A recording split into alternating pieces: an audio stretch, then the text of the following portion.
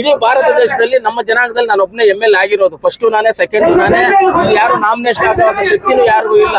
ಇಡೀ ಭಾರತ ದೇಶದಲ್ಲಿ ನಮ್ಮ ಜನಾಂಗವನ್ನು ಗುರುತಿಸಬೇಕಲ್ಲ.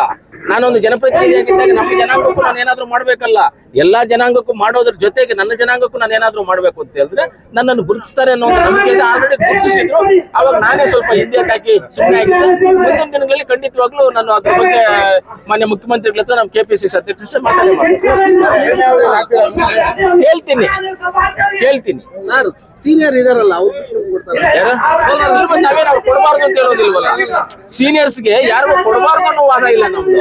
ನೀವು ಸೀನಿಯರ್ಸ್ಗೂ ಕೊಡಿ, ಎಲ್ರಿಗೂ ಕೊಡಿ. ನಾನು ಇನ್ನೊಬ್ರು ಕೊಡೋದ್ರ ಬಗ್ಗೆ ಇನ್ನೊಬ್ರು ಕೊಡದೇ ಇರೋದ್ರ ಬಗ್ಗೆ ಮಾತಾಡೋದಿಲ್ಲ. ನನಗ್ ಬೇಕು ಅಂತ ನಾನು ಕೇಳ್ತೀನಿ ಅಷ್ಟೇ. ಹೈಕಮಾಂಡ್ ನಾನಲ್ಲ, ನಮ್ಮ ರಮೇಶ್ ಕುಮಾರ್ ಅವರು ಇದ್ದಾರೆ, ಈಗ ಸೀನಿಯರ್ಸ್ ಇದ್ದಾರೆ. ನಮಗೆ ನಜೀರ್ ಅಹಮದ್ ಅವರು ಇದ್ದಾರೆ, ಇವರೆಲ್ಲರೂ ಇದ್ದಾರೆ. ರಮೇಶ್ ಕುಮಾರ್, ನಜೀರ್ ಅಹಮದ್ ಅವರು ಇವರೆಲ್ಲರೂ ಇದ್ದಾರೆ. ಅವ್ರ ಮುಖಾಂತರ ಡೈಲಿ ದಿನ ಇವಾಗ ಅನೌನ್ಸ್ ಮಾಡ್ತಾರೆ. ನಮ್ಮ JDS ಅವರು ಅನೌನ್ಸ್ ಮಾಡ್ಬಿಟ್ಟಿದ್ದಾರೆ. DCC ಇದು ಡೈರಿ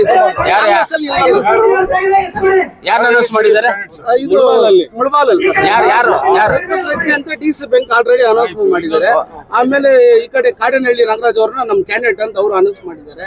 MLA ಅವರು ಅನೌನ್ಸ್ ಮಾಡಿದ್ದಾರೆ. ಈ ಕಡೆ ಪಕ್ಷದ ಮಾತ್ರ ಇನ್ನ ಮಾಡಿಲ್ಲ, ಅದೊಂದು ಮಾತ್ರ ಪೆಂಡಿಂಗ್ ಇರ್ಬೋದು. ನಮ್ಗೆ ಗೊತ್ತಿಲ್ಲ. ಅದಕ್ಕೆ ನೀವು ಯಾಕೆ ಇವತ್ತು ಮಾಡ್ತೀವಿ? ಒಂದು 2 ನಿಮಿಷ ತಟ್ಕೊಳ್ರಿ, ಮಾಡ್ತಾರೆ.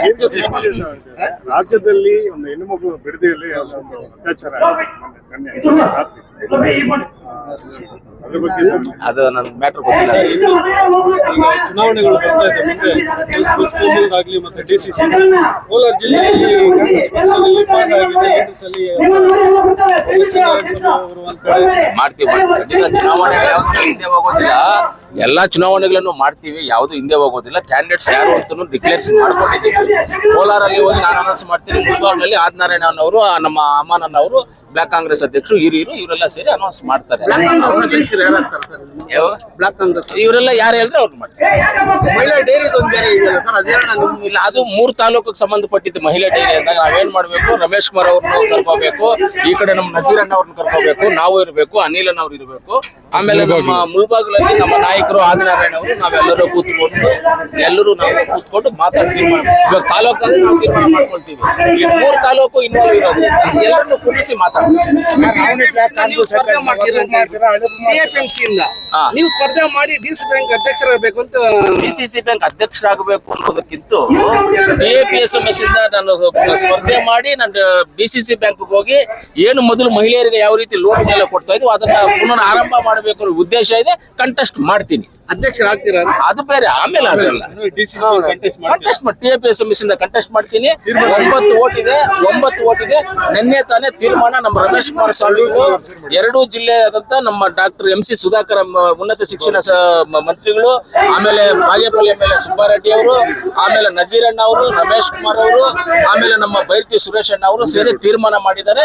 ಅದರಲ್ಲಿ ನಾನು, ನಂಜೇಗೌಡರು, ಅನಿಲ್ ಅಣ್ಣ ಅವರು ಎಲ್ಲರೂ ಇದ್ವಿ. ನಾವು ತೀರ್ಮಾನ ಮಾಡಿದರೆ ಒಂದು DCC ಬ್ಯಾಂಕ್ ಕಂಟೆಸ್ಟ್ ಮಾಡ್ತೀನಿ. TAPSMS ಇಂದ 9 ಓಟ್ ಇದೆ. ಆಡಳಿತ ಚಿಕ್ಕೋಡಿ ನಿಮ್ ಕಾಂಗ್ರೆಸ್ ಪಾರ್ಟಿಯವರು ಹಿಡಿತಾರೆ DCC ಬ್ಯಾಂಕ್. ಎಲೆಕ್ಷನ್ ಆದ್ಮೇಲೆ ಗೊತ್ತಾಗೋದು, ಅದೆಲ್ಲ ಇವಾಗ ಗೊತ್ತಾಗೋದಿಲ್ಲ. ಎಲೆಕ್ಷನ್ ಆದ್ಮೇಲೆ ಗೊತ್ತಾಗೋದು. ಅದ್ ನೋಡೋಣ, ಇವ್ರು ಯಾರು ತೀರ್ಮಾನ ಮಾಡಿದ್ರೆ ಅವ್ರು ನಮ್ಮ ನೀಡಲ್ಸ್ ಯಾರು ತೀರ್ಮಾನ